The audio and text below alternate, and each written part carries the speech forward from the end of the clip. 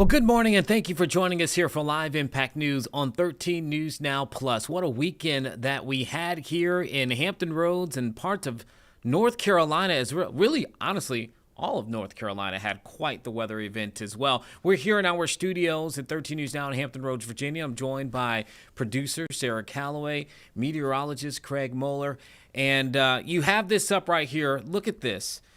Looks much different than it did over the last few days. Can we address the elephant in the room? Talk about the elephant. Can we? Eugene, you look so sharp. Really? That's not the elephant I thought you were going to talk about. I am telling you, this guy over the weekend looked great. I wish I could rock a turtleneck right now. You were dressed so appropriately because it is so cold. It was cold. Sure. It was Sunday. I wanted to be serious but comfortable and warm. Yeah. Likewise today, man, it is still so cold. Now, I love the fact that we brought up those pictures. If you can bring either of them up again, sure. Sarah. I mean, Craig, we have been watching our reporters out in the field. You were outside. Of course, we walked out there, and we saw the winds. We saw the snow falling down. We saw ice on the grounds in various portions across our region. Still, look at that. Still on the beach there at Virginia Beach oceanfront, yet it still feels so different than it did yesterday. Yeah, yesterday, not only was it bitterly cold, but we had whipping winds up and down the ocean front, down through the Outer Banks. Winds were gusting in excess of 40, 45 miles per hour. At times, Virginia Beach was seeing gusts around 47. Down at Duck Pier, for many updates through the morning, we were getting gusts to about 53 miles per hour or so, bouncing from the upper 40s to low and mid 50s. At one point, we had a gust to 60 miles per hour at Duck Pier. And I had a chance to talk to Layla Cox. I know you guys are going to have her on live coming up here in a bit, but she was absolutely in it. And what I mean by that, you've got strong tropical storm force wind gusts whipping snow. She was getting hit with that. There was spray that was coming off the ocean, sea foam that was getting whipped around, and there was freezing spray there at the ocean front. It was really, really a tough go. And as you guys talked to Layla in a little bit, we were talking with Tim Haas, I guess it was last week, about NCDOT and talking about, the concerns about overwash, and we were asking about freezing. And, of course, again, the salt water has a little higher, freezing point than, or lower freezing point, I should say, than just fresh water. The salt makes it harder to freeze. That being said, as Layla will tell you, there are areas now where the water content has overcome that because it's so cold. There's actually icy conditions on some of the sand there at the Outer Banks. So you'll hear more from her in a moment. What I want to talk to you about right now is this unbelievably long stretch. For Hampton Roads, this is not normal. 130 hours and counting since we have been above freezing. Okay, last Tuesday, all right, at 11:40, that was the last time we had a temperature of 33 degrees or warmer. It has been colder since, and many of the last several days have been in the 20s. So it has been very, very cold. You compare this run, which is going to finish up here right around noon. We're going to come out with about 132 hours, maybe 133 hours, with temperatures below 32 degrees, or 32 or lower, I should say. Now, you go 1948. Why would you pick that number? It seems pretty random. That's when we started keeping records at Norfolk International. Okay, so that's why we compare, apples to apples here. So since 1948, those are the top five. We'll be just outside the top five. That's pretty impressive. But what's really impressive, compare this 130 plus hours to conditions since 2000.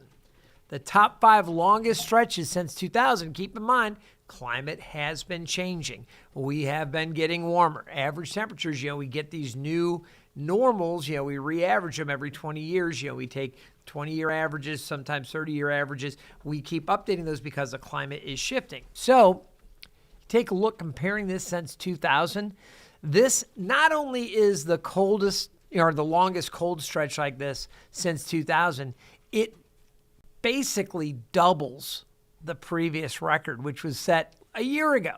And then you take a look, the previous one in 2000, that was 66 hours. So, we've had some cold snaps, but really since 2000, we haven't been through anything this prolonged on record for Norfolk officially. So I wanted to share that with you. I mean, it is when you think about it. Where we are, Craig, I know that we've had winter weather events in the past. I don't want to oversell, oh my gosh, it's cold in Hampton Roads. But really, as you said, 130 straight hours at these temperatures is not something that people around here are used to. Yeah, and you see things like, I think the live sky view there, that's from up at, is that Oyster Point there in Newport News? Yes. All right, so the fountains are turned off. You can see ice collection right there on the top. there on the surface. We were talking about this in the newsroom. It was funny, Emily Harris had brought up. That's not a frozen picture. That is not. That is a live, that's a live video picture that you're seeing right there. But Emily had brought up, talking with firefighters, they said it never is cold enough here to walk on ice. I mean, the ice doesn't get thick enough to support. We had a small boy go into the ice. His dad had to rescue him from a retention pond. Yep. In Norfolk. Was it yesterday, right? Yesterday in Norfolk. So, and that's a little guy, all right? You think about bigger adults or kids, the ice will not support you.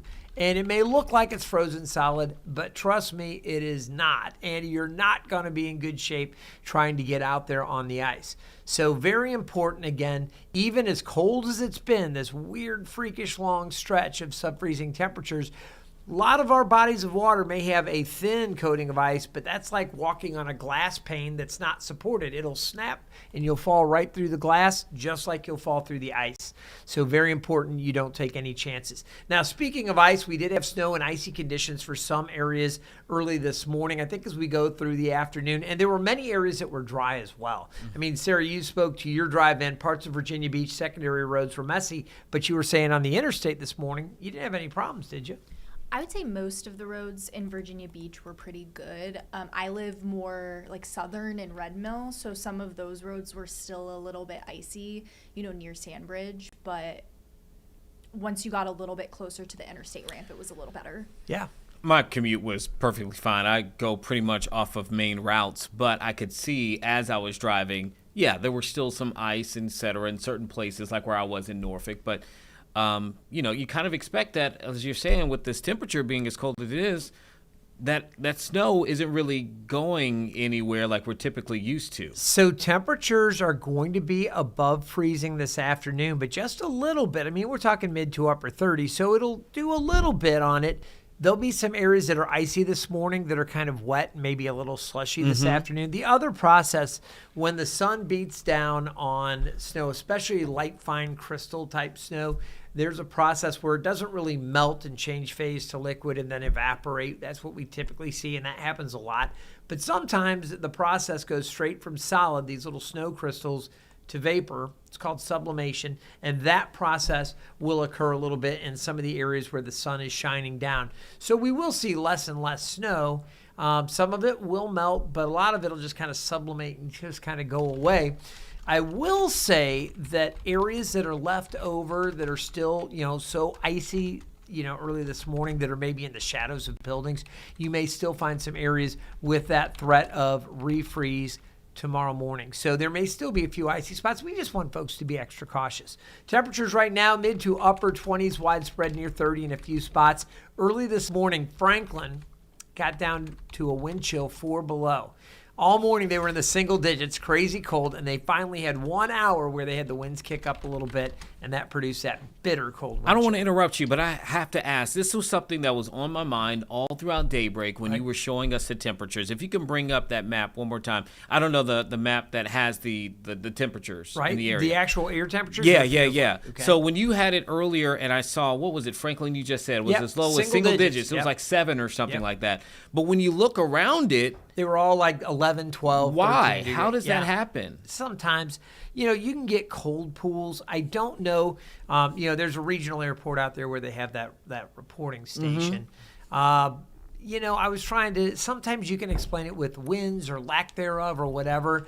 That one was a little bit of a head scratcher. Yeah. And again, they calibrate those instruments. I don't think it was necessarily a bad reading or a faulty instrument because it was steady over hours. Yeah. I will say some areas that, maybe it was cold enough to support that bitter cold temperature in that area, and other areas if they had snow on the ground, that snow may have allowed for temperatures to be a little different because you get little what we call microclimates, things around there. So it was odd to me as well. Okay. I don't have an absolute answer for it, but there are a number of reasons why you could get kind of an outlying report. To your credit, I mean, Eugene had the same thing crossed my mind. I'm like, what's up? I saw it, and I thought, sometimes okay, I'll say, yeah. Is somebody like standing too close to a thing if it's warm or something? But to be that cold was kind of bizarre.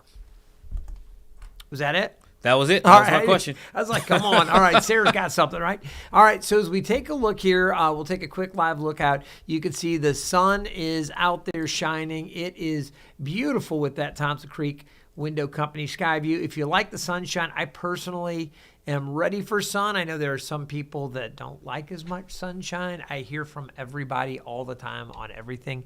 I know weather's very personal.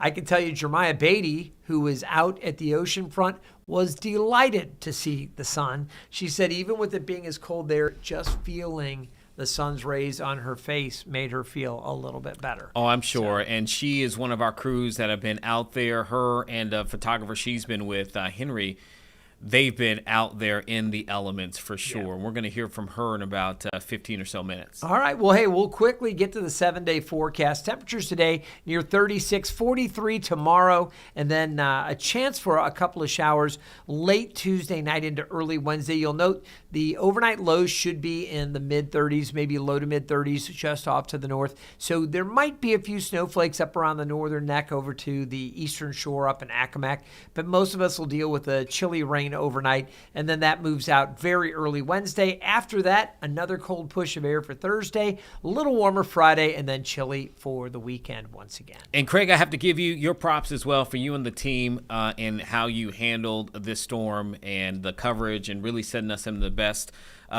predicament on our end to cover it, but then also for people to be prepared as well. Hopefully you can stick around for a little bit as we take some live looks here over Raleigh, North Carolina. We were talking about North Carolina, and they really got hit with a lot of this snow and this wintry weather in the last days or so.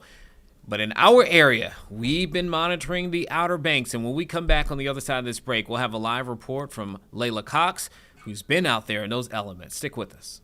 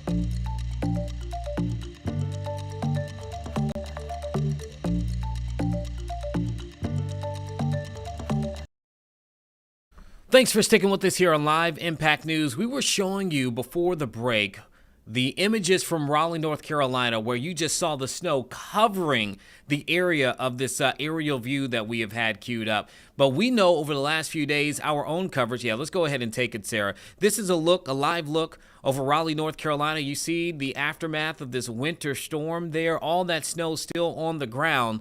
But we had our fair share in the Outer Banks over the last few days.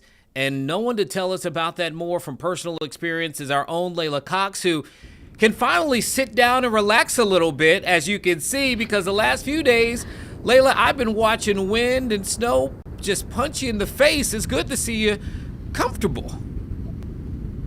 Eugene, I mean, you just said it. I said, you know what, I'm going to sit here right now and just kind of reminisce on the past few days being out here in the OBX and all the elements that we've been experiencing. And definitely not your average beach chair. This is actually frozen, kind of really frozen sand, ice topping it off right here. This is just one of the impacts we've been seeing because of the elements with this winter storm, bringing not only strong gusty winds and snow accumulation, but possibilities of some tidal and coastal flooding as well, which is why this sand is kind of pushed up right now. This was to mitigate that coastal and tidal flooding. But let's go over here and look at the beach. You know, it's I'm not going to get too close because we know the high tide has been coming up and the foam has been getting close to me. But right now it's calm, if you believe it or not, between the past few days that we've been seeing with this storm down here in the Outer Banks. But today, the only thing that I can say has been really consistent that I know will linger into the next few days are these really frigid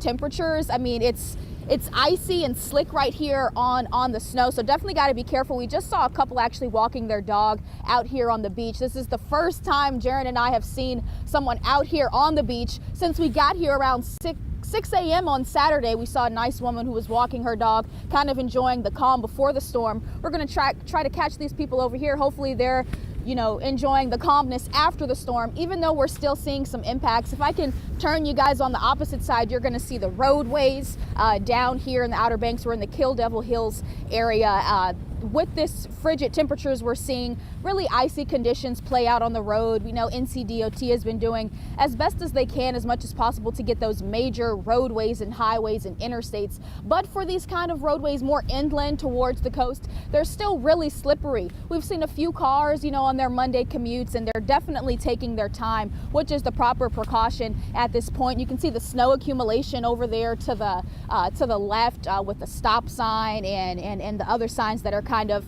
you can't really see the bottom of them because of the snow accumulation. And I think what's interesting about this, although the sun is out right now, it's still really cold. I have on as many layers as I've had on the past few days, but the plus side is the sun is out and it is shining, so hopefully that does melt away some of the snow and ice we're seeing right now. And even with the differences, but just on the street that we're at right now, we've seen some roadways, some driveways, I should say, accumulated with a lot of snow. But then if you step over to the side, the roadways are completely clear. But then if you step over a little bit more, it's slippery. So that's just why you got to always be cautious, because you really never know what you're going to get as these frigid temperatures continue to drop, Eugene. But hey, I'm enjoying my seat right here on the beach. I love the beach, and it's been great, you know, seeing the transition of it all throughout the course of these 2 days. But okay, now be careful. I probably don't have to tell you that after what's happened the last 48 hours or so. But you've done such an incredible job, to you and our photojournalist, Jaron, who is, I know, behind the camera there. And it's just such, I wish we almost had the video of her hits over the last few days, of how strong the wind and the snow was, and how you really had to wear your goggles and brace for all of that. No goggles today, Eugene. It's still cold. Like you said, it looks like what you're sitting on is pretty hard because it's frozen there. But yep, at least, you know, you could sit, right? So that is a big difference. All right, Layla, we appreciate you. I know you got some work to do. Go ahead and talk to the people down there. Thank you, and great job. Be safe coming back, okay? Will do, Eugene. Take care. All right. Good job, guys. And again, she has done a great job. Our crews have really done a really superb job over the last 48 hours ago, starting with our team coverage on Saturday all the way through yesterday and into this morning, being able to show what's going on there. And the wind was really a big issue, along with the cold, along with the snow and the ice. And that also caused some issues in other parts of the Outer Banks with some unoccupied homes. Now, we showed you this video from yesterday, an unoccupied home, the latest at that time to fall into the ocean there in the Outer Banks. Well, we have just learned this morning that 3 more homes have collapsed in the Outer Banks. 2 overnight yesterday and 1 around 9 o'clock this morning. At this point, the National Park Service has not told us exactly where those homes are located. We're still waiting for that. The video you are looking at right now is from Buxton that was shared with us by the viewer there. You see on your screen Hunter Hicks, who captured those moments. But that makes 4 homes that have collapsed into the water in the Outer Banks since Sunday. Okay? Just since Sunday. We knew, we were talking about it right here, Sarah, on this stream sometime last week. I think it was you who raised the question when we were anticipating the elements that could come in this storm. And we heard Craig and the other meteorologists talking about the wind and talking about, the surf, the tides. You asked, does that mean we could potentially lose some more homes along the Outer Banks? And Craig, I believe, was the person who may have been in at that time. I can't remember who the meteorologist was. But they said, you know what? You're right. That's probably something we should keep an eye out for. And look at us now, just a few days later, we've lost already 4 since then. Yeah, as soon as I saw that overwash or tidal flooding was going to be an issue during this time, I thought, there are going to be some more homes that we're probably going to see go. Yeah, and it was such an interesting storm, right? Because we're talking about overwash, we're talking about tidal flooding and a winter storm. Typically that's something that we discuss more during the summertime or maybe during hurricane season. But this was happening, as it was frigid cold out there. And you're looking there at part of NC-12 that was closed at the start and still remains closed because of overwash at this point, as crews with NCDOT work really hard and diligently to get that off of that stretch of road. But this was from yesterday. Okay, these images are from yesterday. Yes, okay. And let me see if I can bring up Drive NC just to see what it looks like now. That'll be great. And while you're doing that, a quick note when it comes to those homes that have fallen, that now brings the total since 2020 to 31. 31 houses have collapsed there in the Outer Banks into the water since 2020. So only within the last 5 or 6 years, this has started to take place. And we know there's a lot of studies and there's a lot of concern right now for what can be done, particularly with beach erosion and to save some of those homes. So interesting news this morning, and I wonder if we're not done seeing those homes collapse right now, since we've lost already a few here. So you're bringing it up here now, Sarah. These are portions of NC-12. I'll let you tell us where they are at the moment. So far it looks good. That's not overwash though. This is more just snow. More snow. It looks pretty snowy. 1 second. There we go. Okay, There's this is NC-12 at the Canal Zone. Okay, you Looks see a like little bit there. Crews are working to clear a little bit right there. And I see there's an alert. NC-12 is closed between the Mark Bass Knight Bridge and Rodanthe due to ocean overwash. So that is the alert there. Yeah, there's a little bit more right here. This is at the Oregon Inlet. And, we were talking about the potential, we asked Tim Haas with NCDOT. We asked our meteorologists as well, okay, with overwash and with these very, low temperatures, is there any potential for that water on top of it being in the road to freeze? And one of the things that they brought up immediately was, well, remember, this is salt water. So that would be, very less than likely for that to take place. And then you think about the warmness of the water from the ocean. Those two elements combined alone would probably make that unlikely, but it still creates a bit of a havoc. Although we did see things more inland in Norfolk, down there by The Hague, some images that were popping up of some of that water that started to freeze over as well. So we've had some interesting things. What's going on? So this is what Pea Island looks like right now. Okay. So there's still some overwash there, but it looks a lot better compared to the images I showed you earlier. So right here, that is what it looked like yesterday morning. There was a dune breach. So to me, it looks like they've made some improvements. Absolutely. So that was yesterday morning, and here's now. So still some overwash, but it does look a little bit better. Yeah, there's definitely progress there. I'm glad you were able to put that side by side at this moment. So you can see there, those are some of the elements that we are experiencing in North Carolina, which by far for us in our kind of coverage area really saw, I think it's safe to say, the worst of the impacts of this winter storm. But they're not the only ones who got some snow and some ice and still dealing with some of the effects this morning. Also in the Hampton Roads, particularly in Virginia Beach. And so we're going to take a quick break. When we come back, we're going to hear from Jeremiah Beatty, who was live near the ocean front to see what it's like there at this point.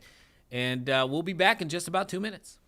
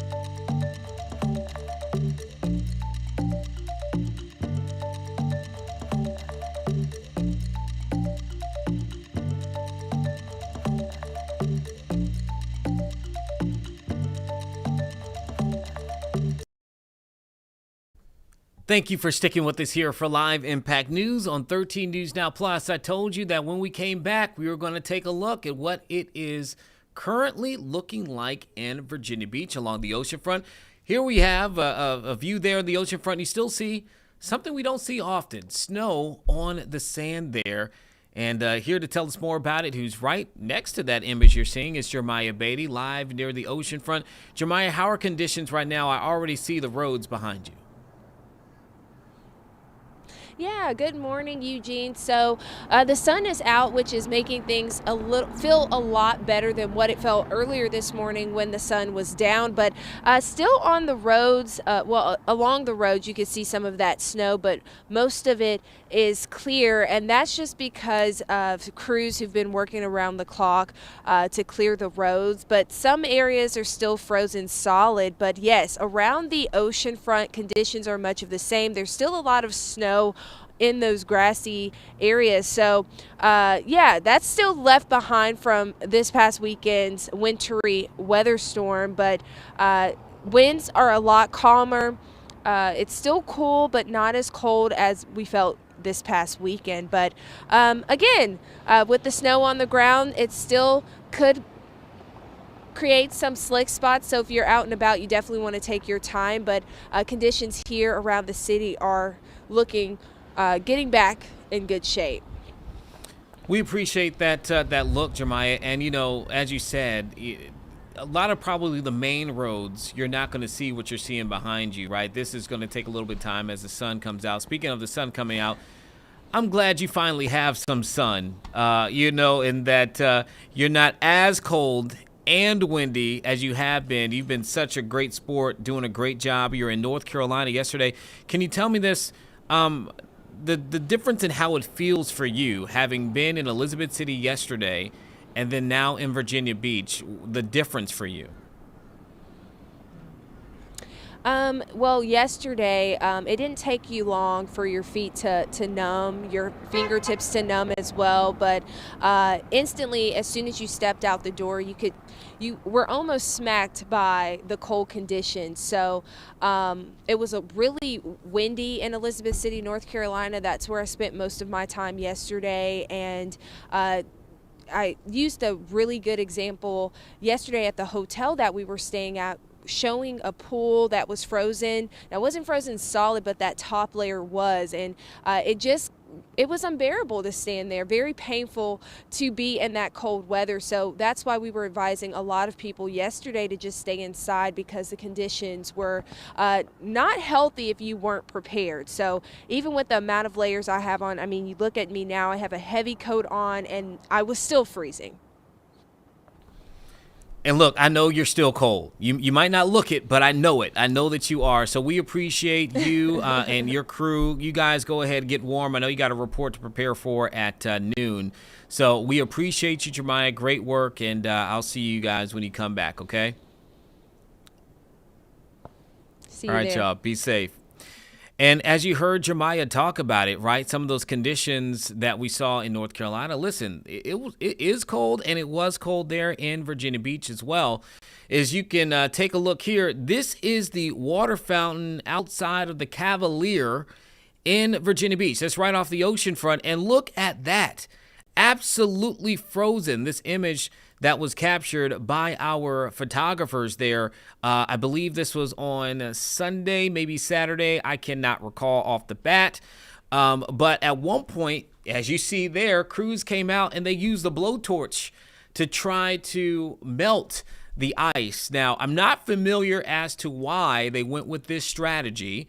But we were talking to Craig earlier. He said he may have been a thing of where you want to make sure to preserve the what would it be, the spouts. You make sure none of that kind of breaks. So you don't want to just try to break the ice or anything of that nature. But it's not every day here, and especially in Virginia Beach, you see a water fountain frozen quite like that. I mean, it was pretty remarkable to see. Something that may not be so remarkable, though, is what they saw at a 7-Eleven in Hampton over the weekend. This actually happened Saturday night. And wait until you see this if you haven't already.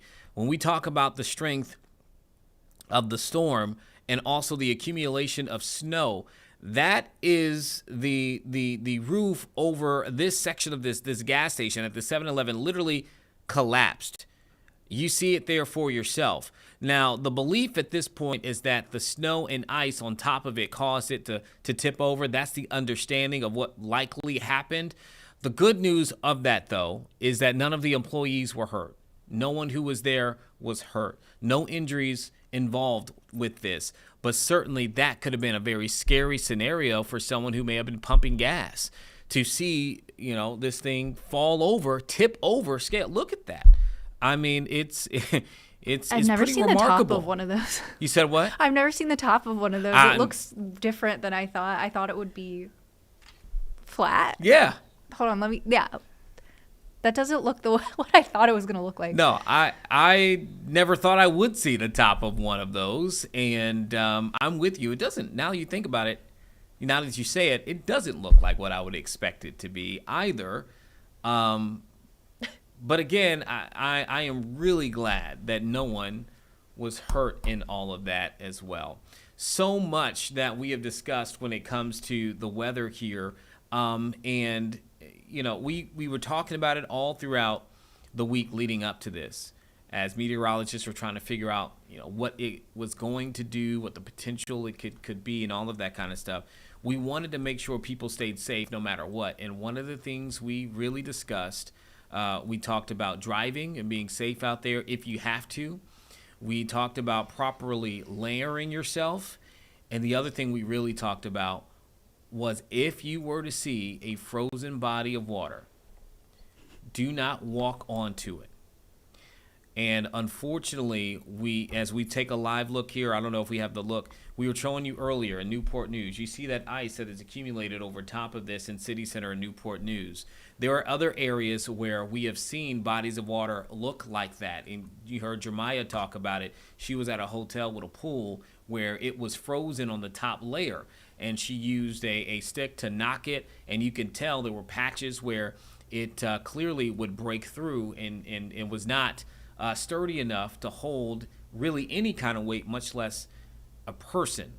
Well, unfortunately, in Norfolk on Sunday, there was a young child who fell into a frozen retention pond.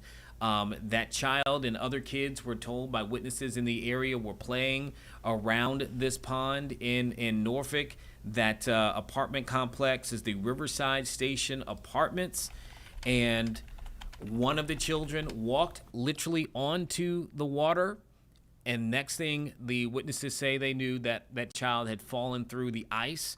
The child's father jumped in, got the child out of the water, and then paramedics later arrived. That child has been sent, and as last we know, is still recovering at CHKD for possible cold exposures. A witness who was there that spoke to our reporter exclusively talked about the moments and said as soon as she saw that child there, she's a mother herself, immediately got on the phone. She's the one who called 911. And again, they were able to get there. But it's one of those moments where it is terrifying. It can go from a moment of playful joy as kids, especially kids, right, to a moment where you're now under the water. It is freezing cold, and it's hard to get to them.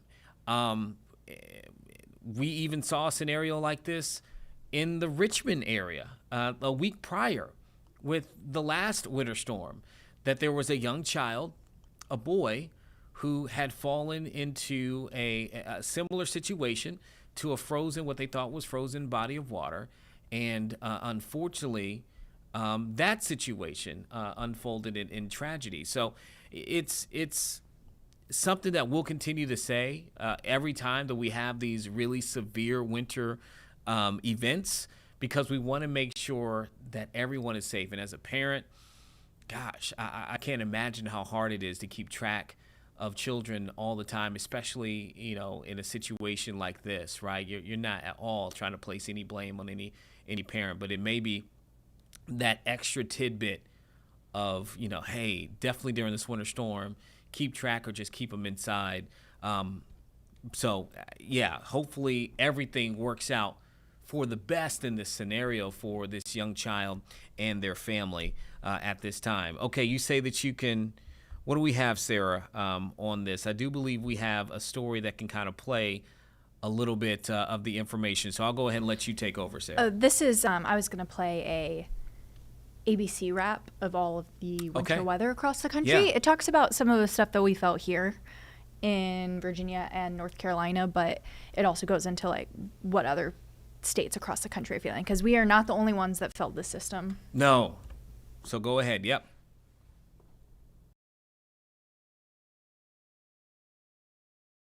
After a powerful winter storm wreaking havoc across the southeast. Snow and ice stretching from Florida to Virginia. The storm, one of the biggest in North Carolina's history. Charlotte getting nearly a foot of snow. And on the Outer Banks, this house collapsing into the ocean. In Gastonia, this driver fleeing to safety before a train collides with his tractor trailer that was stuck on the tracks. Driving conditions hazardous. More than 1,000 crashes in North Carolina alone. The big concern now, extreme cold. Temperatures plunging into the 20s as far south as Florida. Orlando Tower is evacuating all traffic stops. The cold weather triggering a sprinkler system in the Orlando airport's control tower, setting off a false fire alarm, temporarily shutting down the airport. Farmers rushing to protect their fruit from the cold. Iguanas now falling from trees, the cold leaving them virtually paralyzed. They're cold-blooded animals, and they just cannot hold on with the high winds and the cold temperatures. Once it warms up, they'll safely defrost. Meanwhile, parts of the South are still without power more than 1 week after a separate storm hit the region. More than 30,000 customers in Tennessee are still in the dark. Thank God for some little propane heaters, been able to keep the house from freezing. And now Duke Energy is urging customers in the Carolinas and Florida to conserve power to prevent outages. Hannah Battah, ABC News, New York. And you know, I was checking, Sarah, because I did an Instagram live today. For those of you who do not follow me, my IG handle, really all of my handles across social media is Eugene Daniel TV. Eugene Daniel TV. And I did an Instagram live right at the tail end of daybreak today, and then while I was preparing for the stream. And one of the questions I received was about Nashville. And, you know, Nashville has had hundreds of thousands, I believe about 200,000 outages at one point because of not the storm from this weekend, but because of last weekend's winter storm. And a lot of those people still without power, even into, you know, as you were hearing there in that story, even into today. And so I was just looking at the latest information coming from the electric company there in that community where, you know, they're expecting 99% of people who lost power to have it back restored by Sunday. So if you're of that 1% or that latter percent, that still is about 2.5 weeks where you've been without power. They expect, I believe the number was between 80 and 85% or 90% to be fully restored by tomorrow. Tuesday. Still, with that, that's more than a week of time that you've been without power. And I know the crews are working hard. I know all of our crews here work hard. That is a tough scenario to be in. This winter storm really caused a lot of issues for a lot of states. This storm and the one that we overcame just a week ago as well. And if you're in North Carolina, is this still? Yeah, this is still in Raleigh. Seems like they've been in, emergency, declarations of emergency for an entire week, but really was back-to-back weekends as they still manage what has been left behind from this storm. Okay, we're going to take a quick break. We'll be right back in about 2 or so minutes with more here on Live Impact News.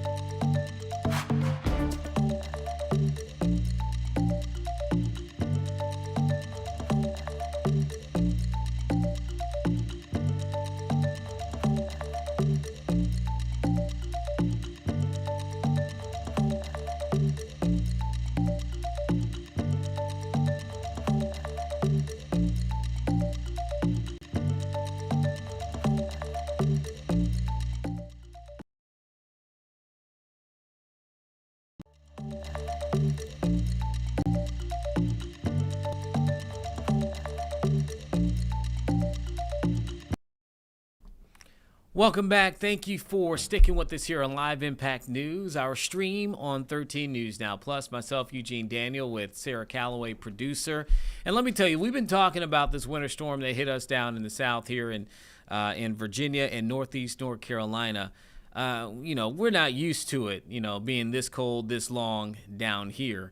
They must be used to it in Pennsylvania, because the other thing that took place today, it is Groundhog's Day, and Punxsutawney Phil, the groundhog, well, apparently believes we're going to have an even longer winter this go-round. And we had live shots that we were showing where they were out there, the people partying it up, waiting for Phil to come out, and in top hats, and some people not so much clothing.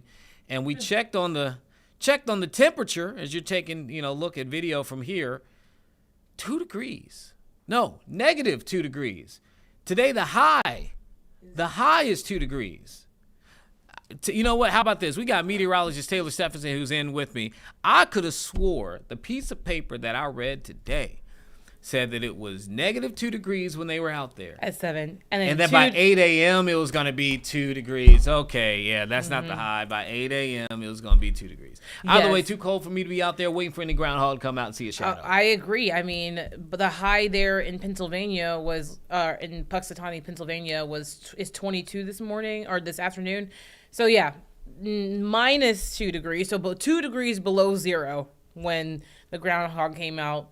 2 degrees above zero by 8 a.m. And then, as you see, temperatures still kind of sitting there around the 20s range in their area. But let's talk about Hampton Roads a little bit, because we are seeing temperatures that are hovering below 32 degrees or just right at 32 degrees.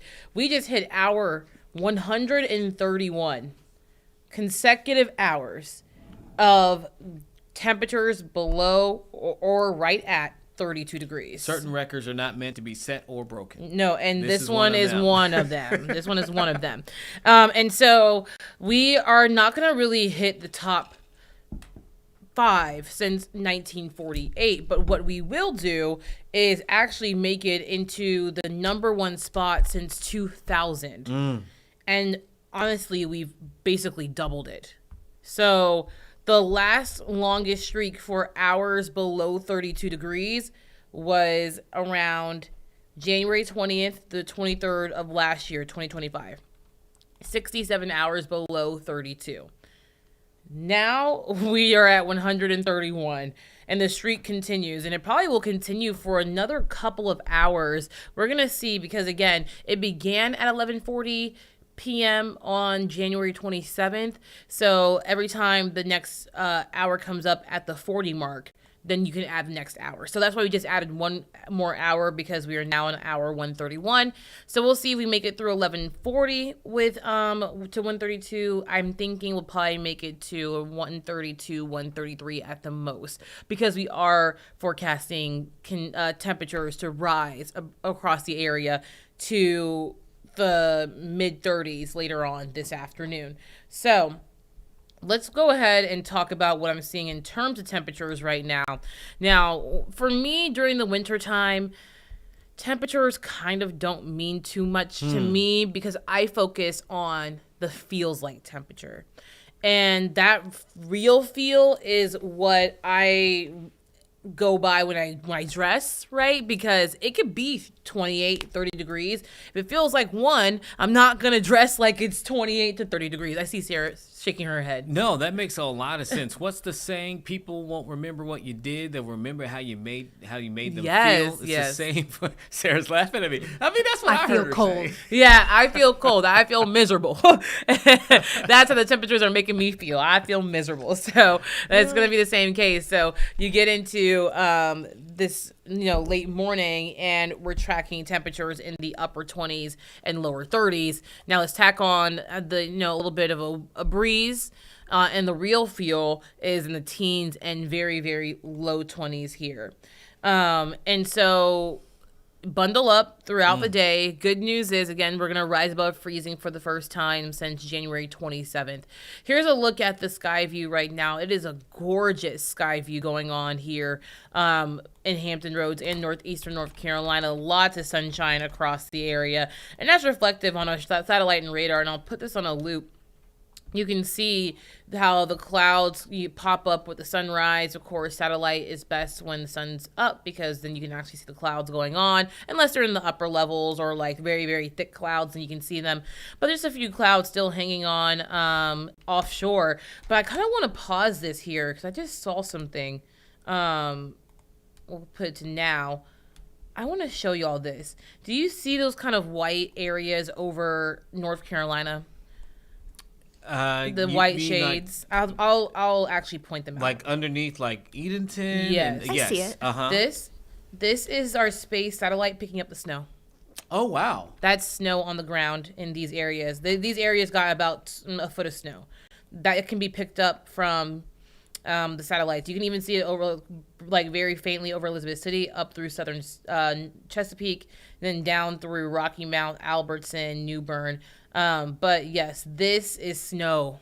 This is snow. That is incredible. You know, I saw some images that were shared. You know, I follow a lot of people on social media and those in the Outer Banks. And there were images that people were taking of people out, not just sledding, but like snowboarding and skiing in portions of the Outer Banks.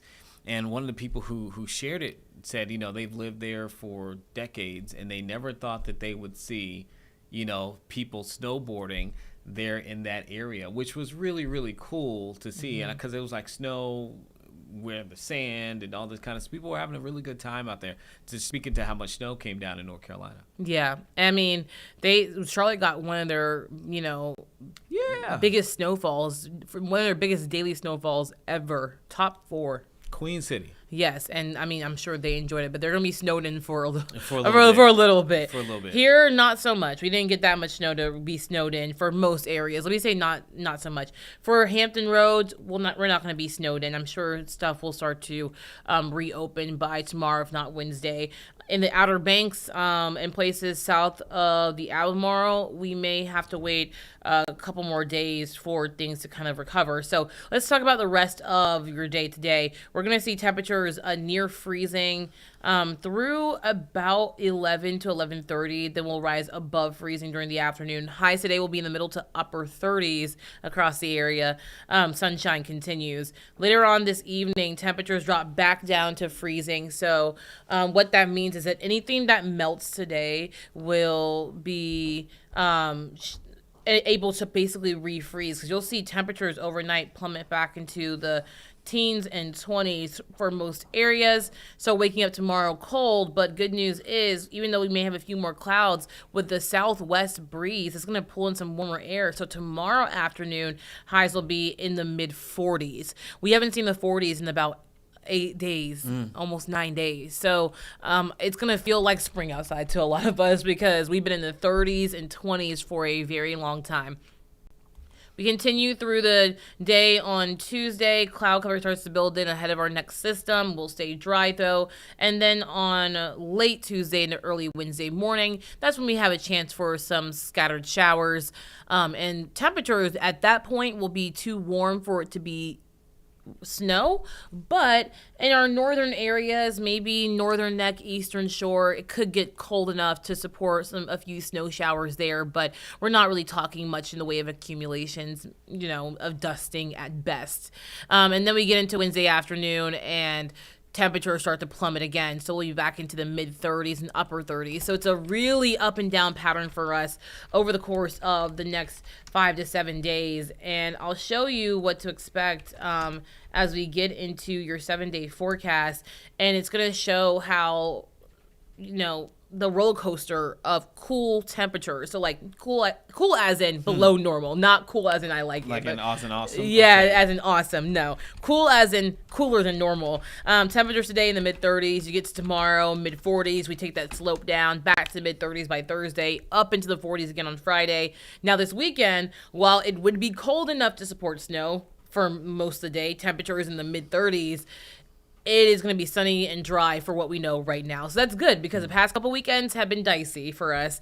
So it's going to be nice to, even though it will be cold, just nice to have a dry weekend. Yes, I will take that. I will take it. Just a weekend where, because I think we've all pretty much worked the last 2 weekends, which is not normally our schedule. So just to have one where I can, it's okay if it's cold. Yeah. I'll be cold with hot cocoa inside at my place. Indoors. That's all I'm asking. That is, Taylor's already there. Yo, yeah. I zoned out for a second. I was like, oh my gosh. Taylor went away for a second. She was already. I really did there. zone out for that. He saw it in my eyes. I zoned out for a split second. I was like, wow, oh, man. Wow. Tell me more. Oh, Tell me more. We were talking about. To me, I've been mentioning how interesting this storm was.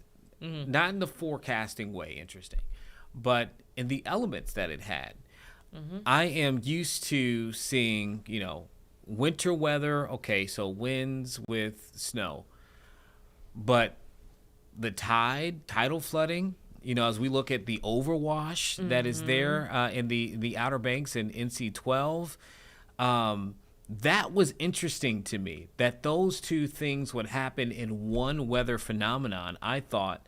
And I'm curious to get your thoughts here as we get ready for another break here, Taylor. What you thought of that. I've never really associated all of that with a winter storm. And that's true. I feel like a lot of times when we do have these coastal storms that we associate with that during the springtime, and other times of the year. So yeah, these can produce snow if it's cold enough to support it, but because it's a coastal storm, that's when, knowing your geography, not to say you, Gene, but in people in general, knowing that geography plays a really big role in forecasting. And that's why we had the coastal tidal flooding. We had beach erosion. We're seeing houses collapse around the Outer Banks. We had just another 3 houses collapse in the Outer Banks as we know this morning. And so it's important to take into account all of the aspects that come with a storm, because it's not just, like you said, not just snow. It's coastal flooding. It's also gusty winds. We had a high wind warning. And so all those play a big factor into the complete forecast. And so we try to make sure here at 13 News Now that we give you every single detail that we can and give you the full picture, not just one aspect. All right, Taylor, we appreciate you, man, not just for today, but all the work that you do. So excited to work with you all the time, and good job with all of this, too. Thank you. All right, we're going to take another quick break. Thanks for sticking with us here on Live Impact News on 13 News Now Plus. Give us about 2 minutes, and we'll be back.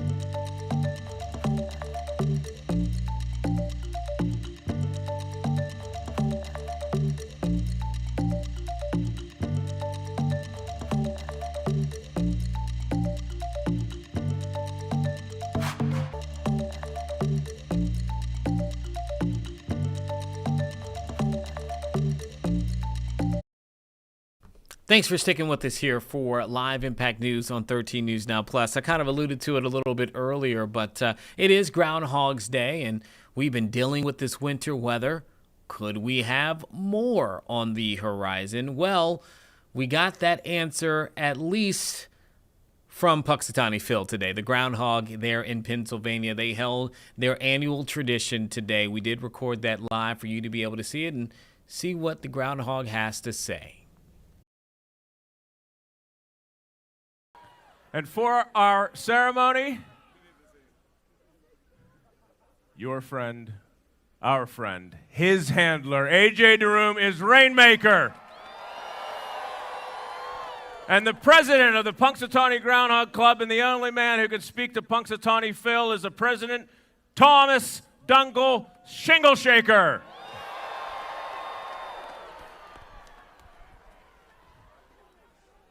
I want to talk about this cane.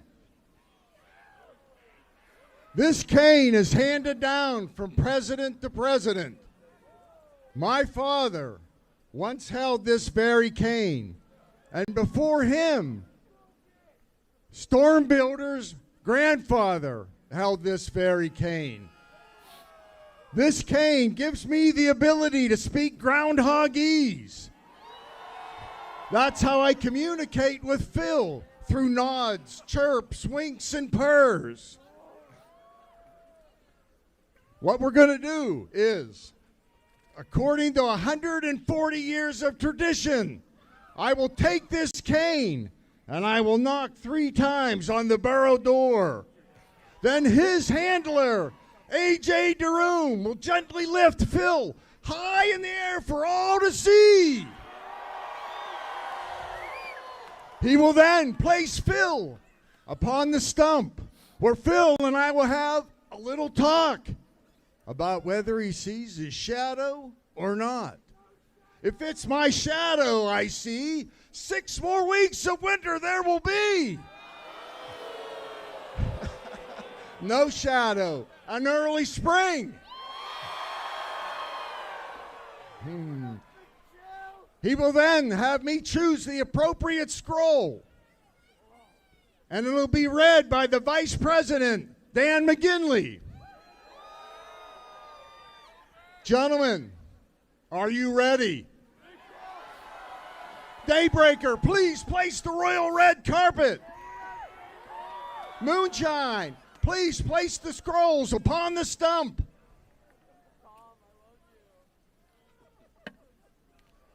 Now it's a tradition to get Phil fired up by chanting Phil, Phil, Phil, Phil, Phil, Phil, Phil.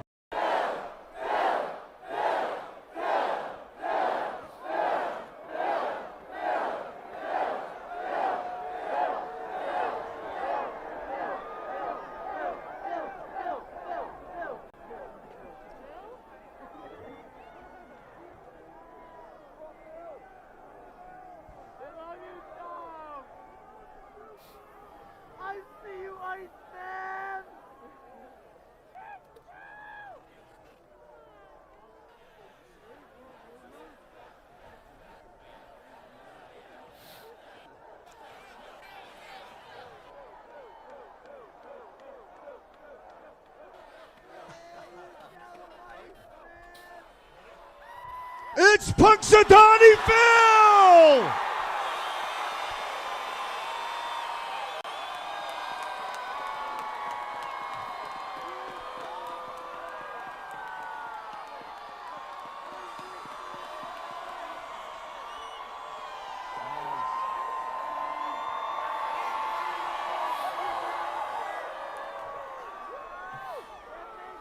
Gentlemen, gather round.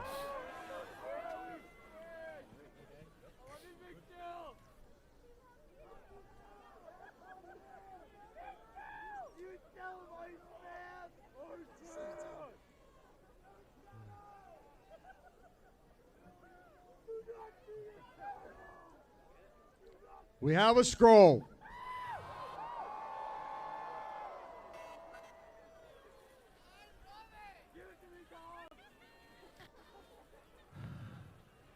Okay. Everybody in?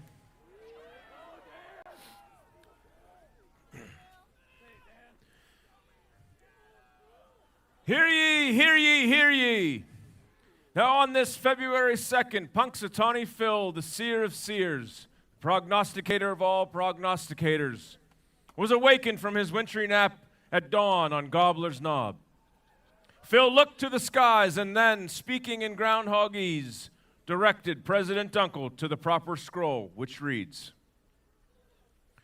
"It's my great honor to answer your annual call. So I rise again this morning to greet you all.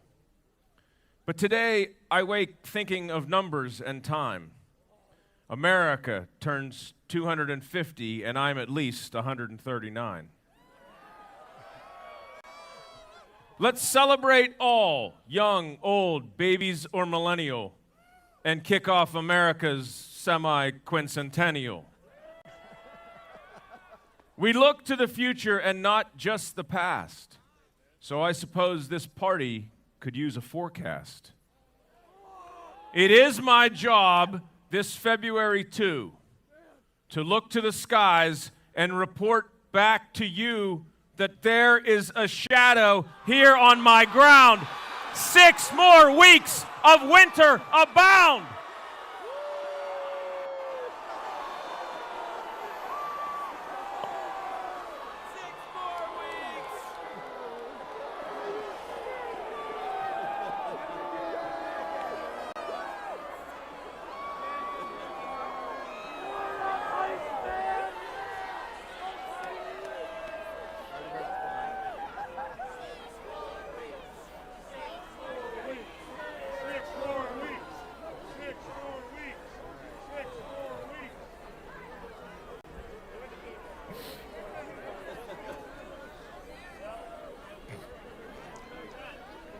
Okay, usually we have guests come up on stage and take pictures. But it is so cold this year, we're afraid to keep Phil out in the cold for so long. So I apologize. So what we're going to do is AJ's going to come up to the front of the stage, and we're going to ask you to turn around and do a selfie. That's the best we're going to be able to do this morning. So I apologize. Okay, there you have it. Apparently, the Groundhog says that we're going to have 6 more weeks of winter. Now, of course, great tradition. Love it. They love it there, of course. But I think we stick with our meteorologist on this one for sure. But it's always fun to show that, and they have such a great time with that tradition. We want to shift gears now to the Defense Secretary here of the U.S., Pete Hegseth, who is arriving at the Blue Origin building. I do believe this comes after he took a test ride in a plane today with the new NASA administrator. We have right here Hegseth as he's going on his tour. That's him walking through. Again, this is arriving at the Blue Origin building. Not quite sure exactly what the other stops will be on his tour today. We know he stopped at a few different places today there in Florida. This is where we're gearing up for another major moment in, our understanding of space. I'm trying to think, Sarah, off the top of my mind, I can't remember how long we are from Artemis 2 getting ready. Let me look at it for right now. I know the countdown has begun. I almost thought it was today.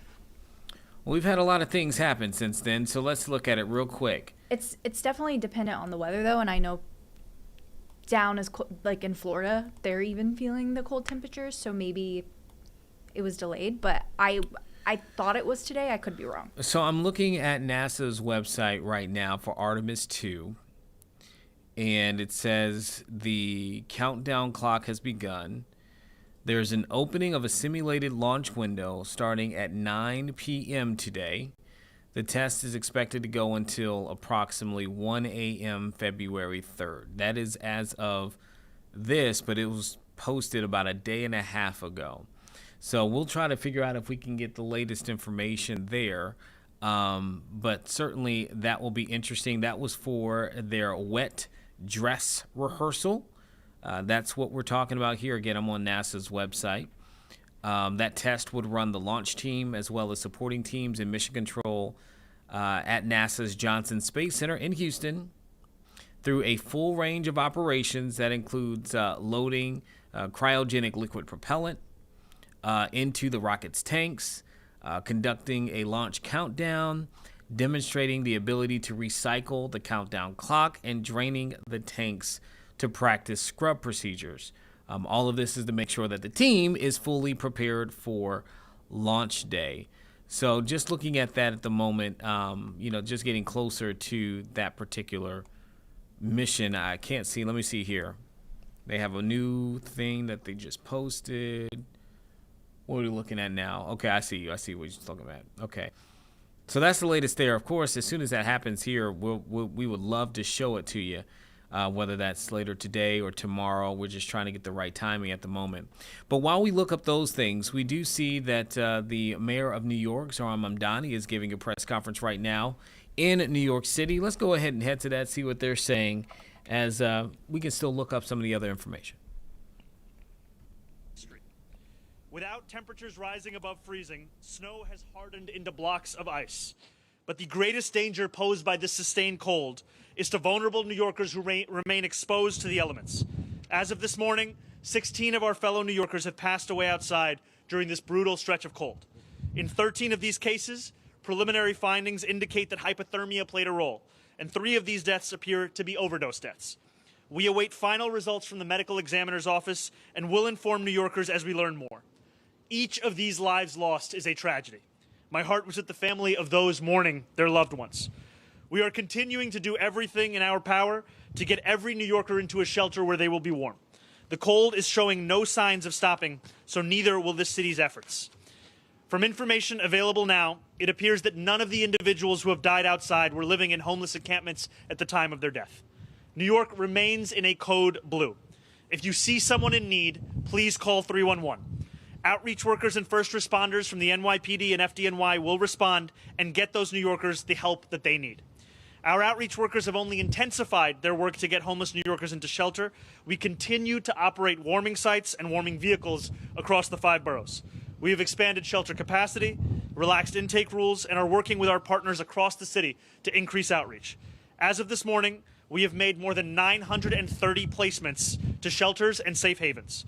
We have also involuntarily transported 18 New Yorkers who were determined to be a danger to themselves or to others. We have expanded our mobile warming units to a fleet of 20, which are moving throughout the city, equipped with clinical staff to treat New Yorkers' needs and get them off the street. If you are hearing me speak right now and you are not sure if you will be looked after, please let me make myself clear. Every single person will be cared for. No one will be turned away. As part of that commitment, we have added 50 new single-room shelter units for those who are uncomfortable with other forms of shelter, because we want every New Yorker to know that shelter is there if they need it. And as I said this weekend, while city government will not rest in this work, we ask New Yorkers to do their part as well. Please check in on your neighbors, especially more vulnerable New Yorkers like those with disabilities, older adults, and those who lack reliable access to heat. We will get through this cold, and we will get through it together by looking out for one another and by caring for one another. Now, for today's remarks. On January 1st, 1990, 36 years, 1 month, and 1 day ago, David Dinkins was sworn in as the first black mayor of our incredible city. As he delivered his inaugural address that day, he laid out a vision for all of us. We will never be mean-spirited, and we must never lose sight of our dreams. We are together today to not only pay homage to the legacy of a great New Yorker, but to fulfill those words, as we make it just a little bit easier for New Yorkers to keep sight of our dreams and of this city we all love. As we mark Black History Month, we are celebrating a city that has been sculpted in millions of ways by millions of black New Yorkers, those who walk our streets today and those who came before. They are jazz musicians who reinvented what music could be, academics and scientists who push forward the scope and scale of human thought, artists of all kind whose canvases captured the true breadth of this city and all who call it home, and politicians like Mayor Dinkins, who made our city better, fairer, and more aspirational. In many ways, Mayor Dinkins was ahead of his time. He tied racial justice to economic justice, worked tirelessly to uplift poor New Yorkers, and strived to close the gap between the wealthiest of this city and the most impoverished. He uplifted at-risk youth, invested in the physical infrastructure of our city, and worked to unify a city that remained in many ways divided along racial lines. He spoke famously of the gorgeous mosaic that is New York, but he recognized that speaking of it wasn't enough. The tiles still had to be placed, the image carefully aligned, and from City Hall, Mayor Dinkins tended to that very mosaic. From the tower here on the 26th floor of 1 Center Street, also known... Okay, that is the mayor of New York City, Zohran Mamdani, giving an update. Obviously, he's doing something right now as we are in the beginning of Black History Month here, February 2nd. But I do want to talk about the cold-related issues he had real quick. If you heard, there 16 deaths, 13 of those related, they believe, to hypothermia, and 3 overdose deaths. They're working to get people placed in shelters there in the city. And none of the people who died, he said, were living in homeless encampments, but they have been able to place around 900 people in housing and shelter. So major issue for them in New York City with people being unhoused and in this cold. Right now, I want to switch gears to Arizona. The mother of NBC's Today Show, the anchor, Savannah Guthrie, her mom is right now missing, and there is a search for her. We are currently looking at the sheriff there in Pima County, Arizona, where she was reported missing. And as of last report, they have not ruled out foul play in this as they continue to search for her. I want to go directly to it now, and we listen to this press conference. Yesterday, all last night.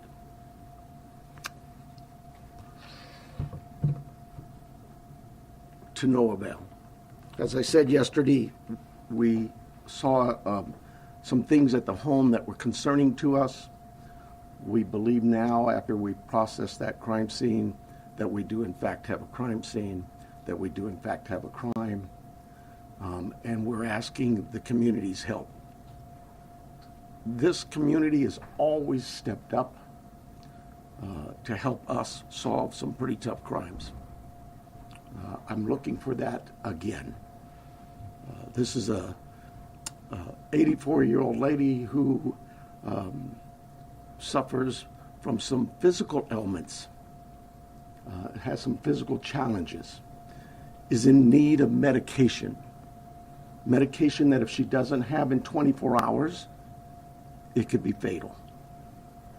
So we make a plea to anyone who knows anything about this, who has seen something, heard something, to contact us. Call 911. We don't need another bad, tragic ending. We need some help. Our team is the best. I couldn't speak any higher. I think you know that. We have done some great work with our partners in the Valley. You know, this community, I have to give a lot of thanks to our law enforcement agencies all across this valley, whether it's the Tucson Police Department or some of the smaller agencies. They've all reached out. They've all offered to assist. The FBI, all of them. We work so close with them, and they are all plugged in. We'll continue to work closely with them. But what I really need is I need this community to step up and start giving us some calls. Let us know if you've seen something. We are right now at a time, and I apologize, everybody tells me I talk too softly. We are at a time where, in this investigation, we're now moving forward where we need to depend on technology. You know, our license plate readers, our camera systems throughout the community, anything, everything. And we will download all that data we have from the home, from different pieces of technology we've gotten, and we will use that to our advantage.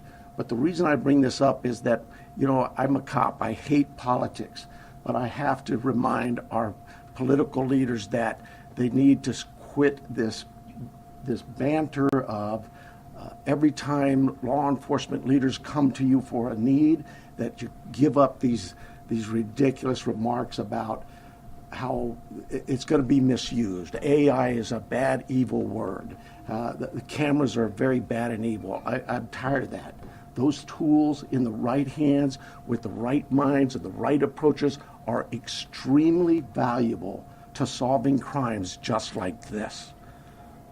We need that. We need more staffing. We need a lot of things. But what I really need is I need the community's help with this. So I want to make sure before I take any questions, it is a crime scene. We know that. She needs her daily medication. And anybody that sees anything that even looks, hey, maybe that's her, just take a quick picture. Take a video, send it to us. The number is real easy here locally. It's 911. You can contact our 88 Crime and remain anonymous. You can call me, anybody. I am here to take any questions you may have. It will be a little limited. I apologize for that, but we do have a crime that we need to protect its integrity. I have here Sergeant David Stivers from our homicide team. He has been up all night, so bear with us if we are a little bit fuzzy in our answers and responses, but we're both here for any questions you may have. Let's start, Sheriff, please. Recognizing your limitations, but can you elaborate at all on what makes you believe it's a crime scene as opposed to someone who left home and just couldn't find their way back? Well, I think I told you she is very limited in her mobility, right? We know she didn't just walk out of there. That we know. There are other things at the scene that indicate there was she did not leave on her own. We know that. If you're on that plate readers, is there a vehicle associated with this? When I told you we're now at the phase where we're looking at all the technology, all of that is being evaluated as we speak. Let me say this: we've not just thrown our search and rescue team out there. They are going to be doing some door-to-door with our criminal investigation team. It is not just our homicide unit. All of our criminal investigation detectives. I went out last night to the scene. There were probably 100 cars out there, all from the sheriff's department, all working this case. It takes a lot of manpower and a lot of energy. This team of mine worked throughout the night. They continue to work. David's had zero sleep, but he and his team are working as hard as they can. Is there anybody else associated with her, a caregiver, family member, acquaintance, who is also missing in some of your... No. The family, all of the family has been very cooperative with us. They're working with us. They're staying in touch with us. They have complete access to anybody on this department. Savannah has been in touch with us as well. Our hearts go out to them. This is their mom. She's just a great lady from what I've heard, and I feel for the family. We just want to find her and bring her back safe. Sheriff, you mentioned that she didn't just walk out, but is there any additional information that you can give us on what may have alluded to this being a crime scene? I wish I could. I really do. I know that everybody wants to know certain things, but I can't do that it would be inappropriate at this time. Are there signs of breaking and entering or any forced entry, anything like that? I again don't want to get into that. David, can you see anything here? Do you? At this time, it's still a very active investigation. There were circumstances on scene that we believe are suspicious in nature, I think is the best way to put it, but we can't really get into a whole lot of details with that. Do you believe that this was targeted, or they just happened to hit Savannah Guthrie's mom, or if this was just random? We don't know that. We look at all of that, but we just don't know that. Do they have cameras at the home? They do, and we're looking through some of that. Yeah. With this being an active crime scene, is there any threat to the general public? Trying to figure out my phone. Well, no, I don't think there's an active threat, but I hate to say that because we're going to canvass that neighborhood, and maybe there's a prowler been seen around. There's a lot of work still to do. We don't have any indication that that the public is in danger. And what does that search look like today beyond what you've already told us about last night? So we have shut down our search and rescue mission, and we've sent them home to rest. They were out all night. Look, we put all our air assets into this, our drone systems, our aircraft, our helicopters, heat sensors, infrared, everything we've thrown at this. They're going to step aside. We'll call them out again if we need to do more searching. But right now, we don't see this as a search mission as much as we do a crime scene. Sheriff, can you tell us a little bit about that map? That is, and David probably can better answer it than I, but that is our search patterns, I believe. Is that correct? Yes. Yeah. So with all the assets that we deployed yesterday with the search and rescue teams, the map that's on the screen is basically tracks that were followed. Those are all, the colored lines are all ground tracks of different teams and different assets that were used on the ground, to include the canines, the volunteers, and our own search and rescue team. The circles are going to be representative, if not necessarily perfect, of our air circulation with both our helicopter and our fixed-wing aircraft at night, working with the night time cameras.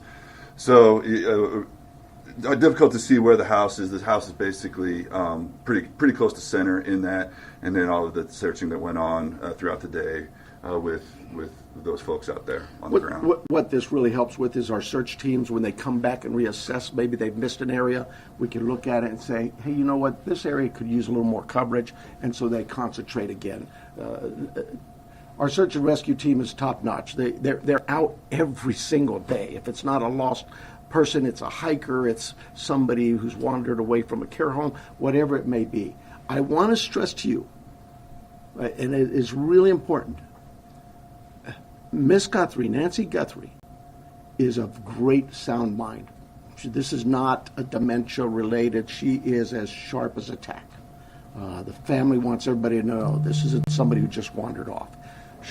Her physical limits are based on just age, and we get old, and so it's more physical. But clearly, she is as sharp as a tack. Do you have her cell phone, and does that present any tracking potential? We're looking at that as we speak. But do you have it, or do you not? We do have it. Can you give us a little bit more of a timeline? Because you said she didn't leave on her own. That she was last seen at 9:45. She wasn't reported missing until noon. But I believe what happened there was at 9:45 in the evening, her children left her off. At some time earlier that morning, they got a call from somebody at the church who said, hey, your mom's not here. The family went to the house.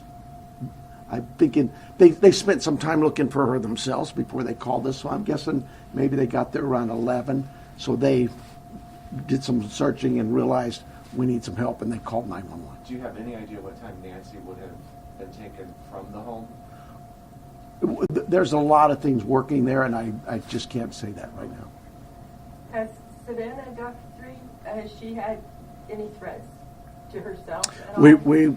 We've spoken to her. We'll continue to work with that. She has a security team that's been in touch with us throughout the night, but we're not going to dismiss any angles for sure. But right now, immediately, we don't know of anything like that. Is she in town or on the way here? She's here. Can you give us any more? What should somebody be looking for? Because when I was out in the neighborhood, the neighbors are obviously incredibly concerned. But is there anything, a tip? I mean, one neighbor stopped me and he didn't know if he should call you or not. And so My goodness. But Call. So what should somebody be looking for? Well, first of all, I'd ask them, go through their cameras. Go through their Ring cameras, whatever cameras they may have. Don't dismiss it that, oh, well, we really can't see the house. They still might see something. Maybe it's somebody walking by. Maybe it's a vehicle driving by at that time of day. But go through all your cameras in that neighborhood and tell us if you see something. Maybe somebody already, we know this happens, right?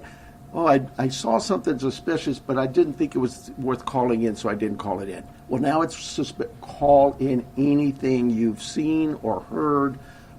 Maybe it's a neighbor telling you, I saw this or I heard that. Call us. Don't tell the neighbor to call us. Tell the neighbor to call us, but you call us as well. We'll put it together. Trust me, I'm sure we're going to get inundated with a lot of calls. We'll handle that. Did she live alone? I believe, yes, she did, yeah. Were there any caregivers who are normally associated with her? But she has house staff that comes by, takes care of the yard, whatever, in her house and that. But those people we'll be talking with and have talked to some of them already. But nobody who's like a live-in or anything? Nobody actually lives with her, no. Like I say, she's of great sound mind, and she is mobile. It's just, it's a challenge for her to get, as the family says, she couldn't walk 50 yards by herself, so.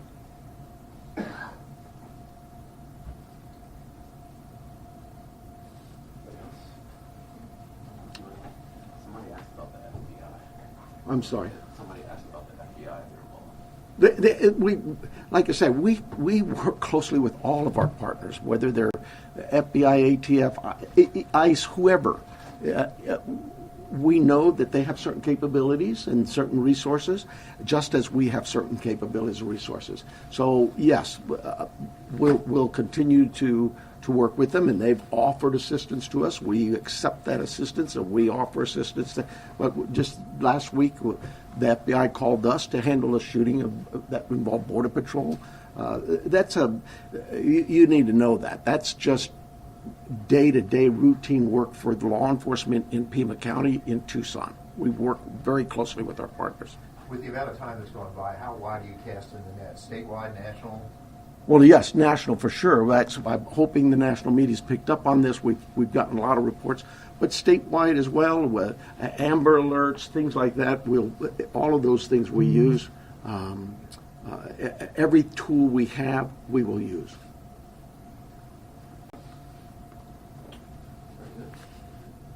You guys are too easy. Thank you so much. I apologize for being late. I apologize for my political rhetoric of the Board of Supervisors or the City Council. I just get so frustrated, and we just can't do this job without their support. We don't need political statements from the dais and mumbo jumbo. We need them to listen to their law enforcement leaders and really pay attention to the fact that we understand that there's a great potential for abuses in today's world with the technology that's available to us. But you have to, at some point in time, have some faith and trust in your leadership in the law enforcement community to know and understand that we too were elected here to provide a service to our community. I can't think of a community in this planet that wouldn't tell you, number one is public safety. Everybody just wants to be able to know that they can go outside and enjoy their community and come home and be safe at night in their rooms, asleep in bed. And this lady wasn't able to accomplish that. That's a sad statement. We need her back. We need to find her. And time is very critical. She is 84. She needs her meds. Her family needs her too. Thank you so much for being here. Does it have David say his first and last name and spelling? Oh, sure. You just listened to the Pima County Sheriff there in Arizona, as we have now learned that the mother of NBC's Today Show anchor, Savannah Guthrie, has been missing, reported missing. And you heard there from police, they are very concerned, not just for her health, but also they believe that this is the sign of a crime. We're talking about 84-year-old Nancy Guthrie. They did share her photo there during that press conference, and they are asking for the help of the city to help find her at this time, to figure out what happened. 84 years old. They say that she does not move well, but sharp. This is not an issue of dementia or anything of that nature, according to the sheriff there.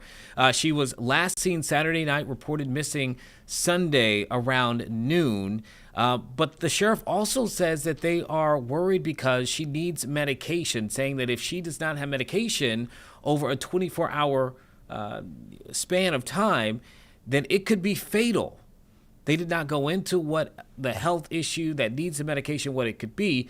But if she doesn't have her meds over 24 hours, it could be deadly as well. The sheriff saying that it does not appear that she left her home on her own. And there were signs at the residence that showed that this was likely a crime.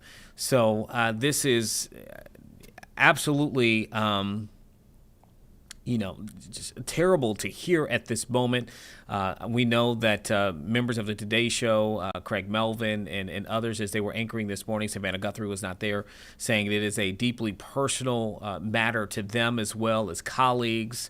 The Guthrie family releasing a statement saying that they are thankful for people's prayers and concerns at this time.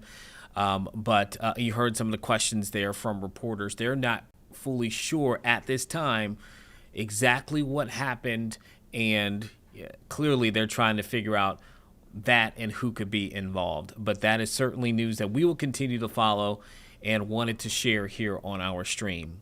Your time right now is 11:37. We are going to take a quick break. We'll be right back.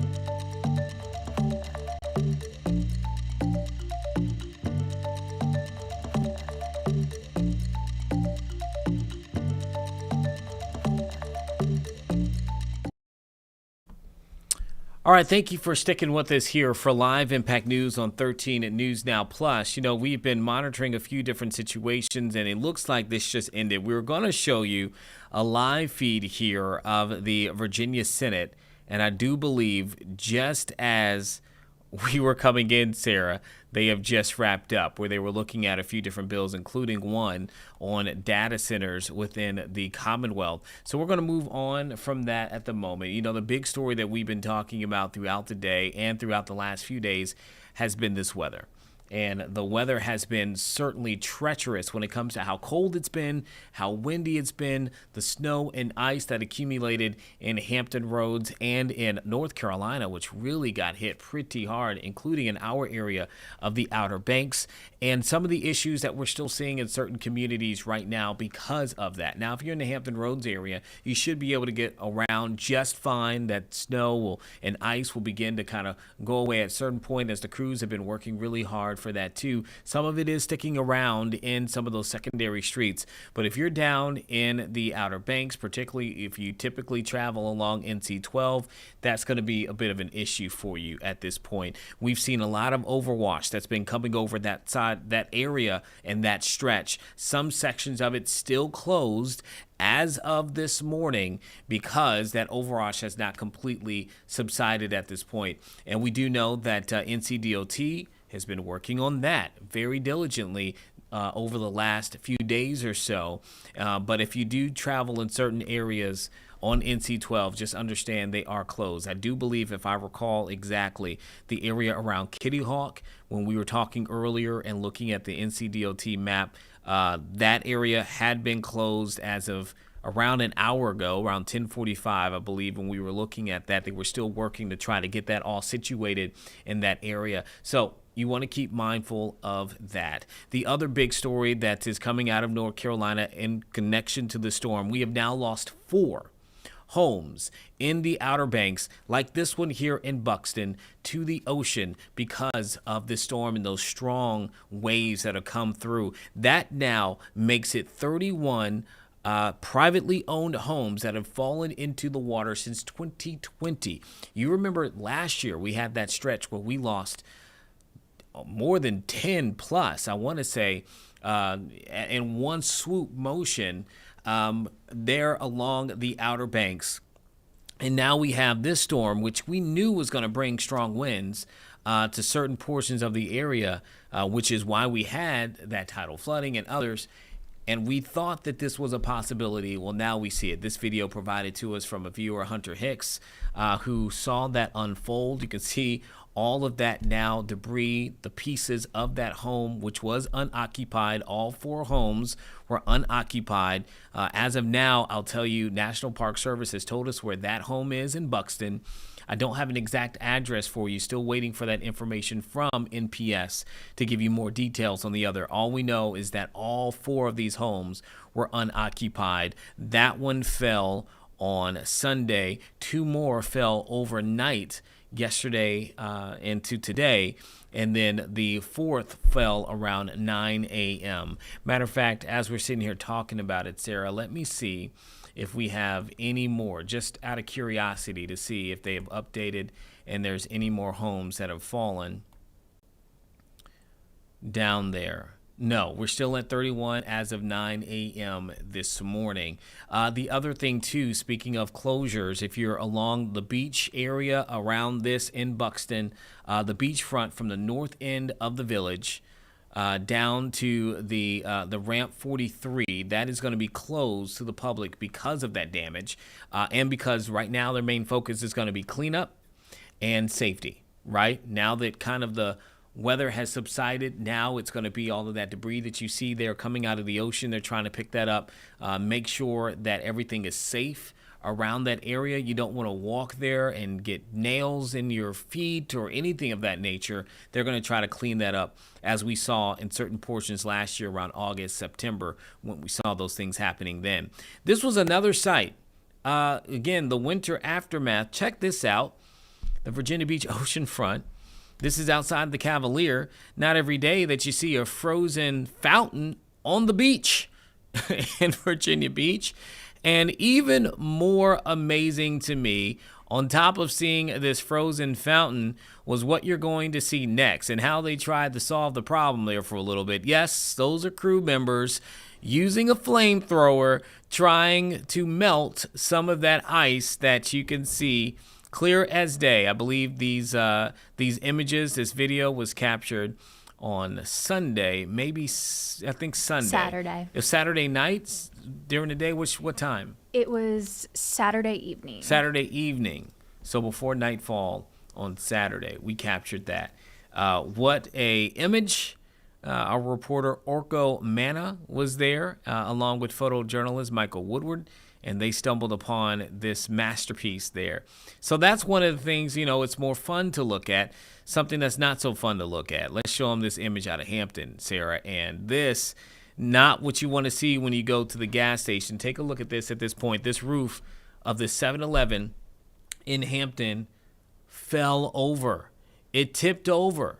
Now, from our understanding at this point, it is not believed that winds tipped it over, but that so much snow and ice had accumulated on top of that structure that it tipped and made it subside there. The good news is no one was hurt. We're told the staff is okay. I surely hope there was no one who was trying to pump gas and that happened. That would be terrifying. The last thing I want is to be spooked and then drop the gas, on all those things. So the good thing is no one was hurt. And so that, still though, Sarah, can you imagine being in that situation and that falls and you're already cold? I would probably be like, wow, I'm so glad I'm under this canopy so the snow doesn't fall on me. And then exactly. You think you're good. And then that happens. And then you find out you are quite the opposite. It is not good. Yeah, you're right. Someone probably stood under so they wouldn't get hit with any of the snow and wind and the ice. And then that is what took place.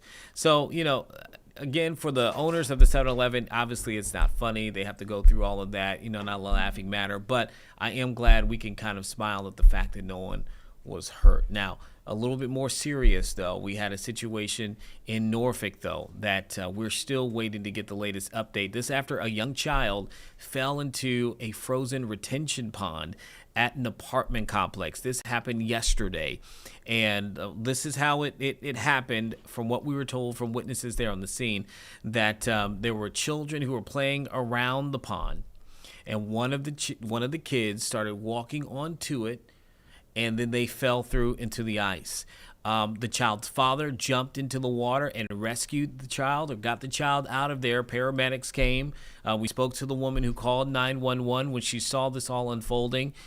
She was terrified as a mother herself, and paramedics got that child, transported the child to CHKD. Last check that we received, and I just checked our email, I'm not seeing a new update from our staff, our team from CHKD. That child was being treated for possible cold exposure.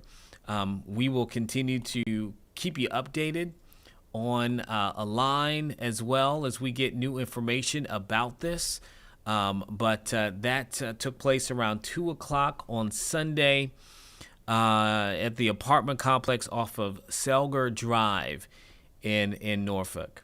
And I can't imagine as well for the father to see that, and the instant reaction of the father to jump into that water and get that child out of there. I think any dad would respond that way. And I don't have any confirmation here if the father needed to be checked out either. We do know, again, that the child had to be evaluated for possible cold exposure. But, it reminds me so much, my sister with her kids, they live up north. And I remember maybe 2 years ago or maybe last year, I visited the kids and her, Sarah, for the holiday around Christmas time. And we were driving, and there was a lake. Snow was on the ground. The lake was frozen. The top layer was frozen. And that's all it took for my nephew, who's young, to say, "Oh, can we skate on the lake? Can we go on the lake?" As a kid, listen, I grew up watching, the Mighty Ducks and those kind of things, and you would see images of people who are skating on the lakes, and it's so much fun and all of that kind of stuff. But here in Hampton Roads in Virginia, we were talking to Craig and others, that water just is not cold enough to freeze that hard for you not to risk falling in, for it to freeze totally. Maybe in some areas way up north, you might be able to experience that. But here, and definitely with these temperatures, it's just not cold enough for that body of water to freeze all the way through so that you do not fall in. I know we have some other video, or is this a story here, Sarah, that you wanted to play? The story. Okay. So this is a wrap up of, okay. So again, we aren't the only ones here in Virginia and in North Carolina that experienced this latest winter storm. And certainly there are still many states that are dealing with the aftermath of the past storm last weekend. We have a package that shows and wraps up some of the impacts that were felt across the country. This morning, the cleanup just beginning after a powerful winter storm wreaking havoc across the southeast. Snow and ice stretching from Florida to Virginia. The storm, one of the biggest in North Carolina's history. Charlotte getting nearly a foot of snow. And on the Outer Banks, this house collapsing into the ocean. In Gastonia, this driver fleeing to safety before a train collides with his tractor trailer that was stuck on the tracks. Driving conditions hazardous. More than 1,000 crashes in North Carolina alone. The big concern now, extreme cold. Temperatures plunging into the 20s as far south as Florida. Orlando Tower is evacuating all traffic stops. The cold weather triggering a sprinkler system in the Orlando Airport's control tower, setting off a false fire alarm, temporarily shutting down the airport. Farmers rushing to protect their fruit from the cold. Iguanas now falling from trees, the cold leaving them virtually paralyzed. They're cold-blooded animals, and they just cannot hold on with the high winds and the cold temperatures. Once it warms up, they'll safely defrost. Meanwhile, parts of the South are still without power more than 1 week after a separate storm hit the region. More than 30,000 customers in Tennessee are still in the dark. Thank God for some little propane heaters, been able to keep the house from freezing. And now Duke Energy is urging customers in the Carolinas and Florida to conserve power to prevent outages. Hannah Battah, ABC News, New York. So there you have it. This cold front really hitting so many different states across the country and them having to work through that. Earlier, we listened to the mayor of New York City right here on this stream, Zohran Mamdani, talk about they have now had 16 deaths. They believe at least 14 of those were related to hypothermia, of people who were outside in the conditions and, fell ill and died. They are now working diligently to make sure people who are unhoused there in the city can find shelter and be somewhere where it is warm and they can be taken care of. So far, they've done that for about 900 people. I believe it was north of 900, actually, maybe about 930 or so, if I recall correctly. But they've been trying to get people into homes there in New York City. But that is a startling number, to believe that you have about 14 people who have died as a result of this winter storm because they were outside in the elements. He said these are not people who were in homeless encampments, right? But that is the seriousness when we talk about hypothermia, when we talk about being exposed to these cold temperatures for an extended period of time. It can happen. So you got to make sure that you are wearing the proper attire, that you have somewhere safe and warm to be. I know that in Hampton Roads, there are so many cities that have been working really hard to make sure that they know where people who are without a home, where they're located, and to get them the resources to get them placed in a place where they can be warm. So really sad to hear about that in New York, but I'm sure New York is not the only state or city, that is dealing with that at the moment and has that fear and concern. Taking a look right now, this is parts of NC-12, I do believe, down in North Carolina, and you can see there, these are the conditions that we're currently viewing. These are not live images, but these are pictures that have been taken within the last few minutes. I can't remember the time frame that they do it with NCDOT. They're not live, but this it's like was within from a 4-minute 11:50, span or so something. within the last 10 minutes. There you go. So you take a look for yourself there. That road, not as bad. It looks like there's some sand. I can't tell if it's snow or sand. I feel like it's probably snow that's just gotten dirty. Probably, most likely, but you can tell there that they've done a great job in clearing that road for the most part. Yeah, this is near Manio. This one's also near Manio. Yep. There you go. It says west of Whalebone. You can see it's wet, but you kind of fear at times, could it be refreezing and those kind of things being black ice? We're not quite sure with that, but you can see that snow though off to the side, and they've cleared the road. Let's see the next one. Yeah, this one looks like they have part of the road blocked. Yeah. This one is also in Manio. Looks slick. And then this is by the Etheridge Bridge. That doesn't look too bad, but as we keep going, you're going to start to see where the overwash has shut down part of the road. Like right here. This is where we're seeing it. This is Pea Island. It looks, earlier I said it looked better than it did yesterday, but I think as the tide cycle continues, it's starting to look pretty bad again. You can see crews are out right now, and that water very close to that dune, it's breached the dune. So crews are working to clear that road. Here's another one. You see a crew out there trying to clear the sand and the water off of the road. This is at the canal zone. This is also near Pea Island. And then this is the Oregon Inlet south. There's lots of sand in the road. Doesn't look like too much water right now, but mostly sand is the issue there.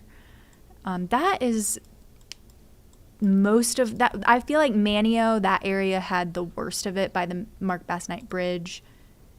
This is near Caratoke Highway. And then Hillcrest. So crews are working on it. Yes, indeed. And they are working on it. We've been talking with them. We had Tim Haas with NCDOT join us several times during our broadcast over the last few days of the things that they've been doing, not only to prepare, but then also to respond. And I think it's a good way to end our stream here by saying thank you. Not just thank you for those who watched, but thank you to all of our crews out there. Dominion Energy, there are a lot of people who lost power, and they are out there working in these cold elements. First responders, firefighters. We were on the scene of a vacation home that caught fire in, I believe, Nags Head yesterday. When it happened, they're out there. It's wet, it's cold, it's windy, and they are still doing their jobs to make sure people stay safe. So we want to say and tip our caps off to all of you who have done that. If you're watching this, you know someone, extend it to them on our behalf. And thank you for watching us here for Live Impact News. If you watched us on YouTube, you can always find us on our streaming app. We'd love for you to download that, 13 News Now Plus. There you'll get not only this broadcast or this stream live, but so much other content that we have from news, weather, traffic, and beyond that you'll have at your fingertips anytime you want. Next up is 13 News Now at noon, and then there'll be another stream of Live Impact News from 1 until 3.